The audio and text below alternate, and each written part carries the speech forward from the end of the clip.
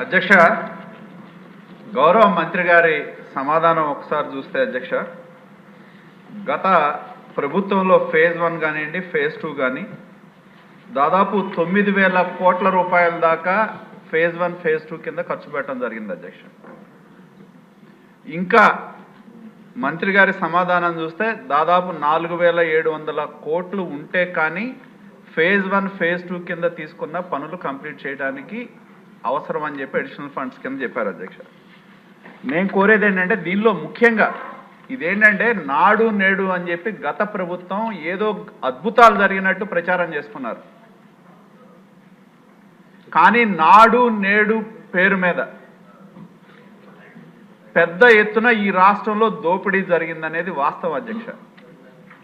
Central procurement పేరు మీద టెండర్లు పిలిచి స్థానికంగా కావాల్సిన ఫర్నిచర్ కావచ్చు, కొన్ని ఎలక్ట్రిసిటీ కావచ్చు, కొన్ని అంశాలని సెంట్రల్ ప్రొక్యూర్మెంట్లో తీసుకొచ్చి వాళ్ళకు కావాల్సిన వాళ్ళకి టెండర్లు ఖర్చు పెట్టడం ఒక ఎత్తు. రెండోది అధ్యక్ష, ఇందాక చెప్పినట్టు ఏదైతే ఫేజ్ 1 కింద తీసుకున్న స్కూల్స్లో దాదాపు ఫేజ్ 1 కింద 15,000 స్కూల్స్ తీసుకున్నారు, ఫేజ్ 2 కింద 22,000 స్కూల్స్ తీసుకున్నారు అధ్యక్ష. మా దగ్గర మేము పొన్నూరు మున్సిపాలిటీలో ఈ పనులు పరిశీలిస్తే అధ్యక్ష, అసలు పనులు చేయకుండానే డబ్బులు డ్రా చేశారు. పాత టాయిలెట్లు ఉంటే మేము ఒక 5 స్కూల్స్ పొన్నూరు మున్సిపాలిటీలో విజిట్ చేశాం అధ్యక్ష. 18 లక్షల రూపాయలు రిపేర్ల కోసం పెట్టి 28 లక్షల రూపాయలు, ఆ 28 లక్షల రూపాయలు పనులు చేయకుండా డబ్బులు డ్రా చేయడం జరిగింది శ్రీరామ మున్సిపల్ హై స్కూల్లో. పాత వాటికే రంగులేశారు, పాత టాయిలెట్లనే కట్టినట్టు చూపెట్టారు, 28 లక్షలు డబ్బులు డ్రా చేశారు. వీళ్ళు ఎంచుకున్న మార్గం ఏంటి అధ్యక్ష? స్కూల్ స్థాయిలో పేరెంట్స్ కమిటీ అని చెప్తారు, హెడ్ మాస్టర్ను బాధ్యులను చేస్తారు. వీళ్ళని పెట్టి వాళ్ళకు కావాల్సిన వైకాపా నాయకులు రాష్ట్రంలో పెద్ద నాయకులు దోచుకుంటే ఇవాళ పట్టణంలో కానీ మండలాల్లో కానీ అక్కడున్న వైకాపా నాయకులు స్కూళ్ళు పంచుకొని ఇష్టారాజ్యంగా పనులు చేయకుండా డబ్బులు డ్రా చేశారు. రెండోది అధ్యక్ష, గ్రనైట్.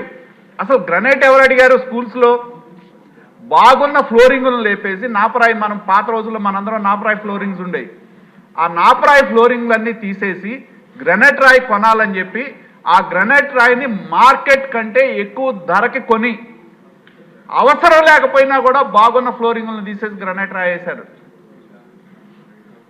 అలాగే ఇసుక అధ్యక్ష, ఇదో పెద్ద దోపిడీ.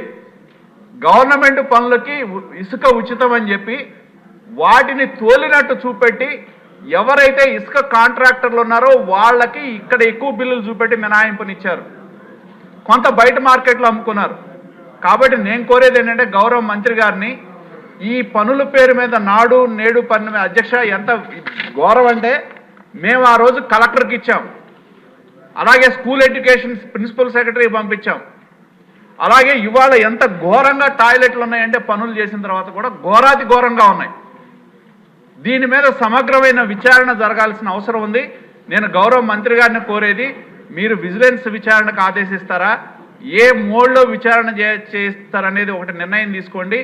నాడు నేడు పేరు మీద స్కూలు పిల్లలు, పేద పిల్లలు చదువుకోవాల్సిన స్కూల్స్కి సంబంధించిన డబ్బుల్ని వైకాపా నాయకులు పెద్దలు పెద్ద ఎత్తున దోపిడీ చేశారు. కాబట్టి దీని మీద సమగ్రమైన విచారణ చేయాల్సిన అవసరం ఉంది. వాటి పేరు మీద మొదలుపెట్టిన స్కూల్ బిల్డింగ్స్ కూడా ఇప్పుడు ఆగిపోయినాయి అధ్యక్ష. ఏం చేయాలో అర్థం కావట్లా. వాటిని సగం కట్టారు, డబ్బులు డ్రా చేశారు, నాయకులు డబ్బులు తీసుకొని వెళ్ళారు, అవి మొండిగోడలాగా మిగిలిపోయినాయి. కాబట్టి స్కూల్ అవసరాల మేరకు వాటిని ఏ విధంగా పూర్తి చేస్తారో కూడా గౌరవ మంత్రి గారు చెప్పవలసిందిగా నేను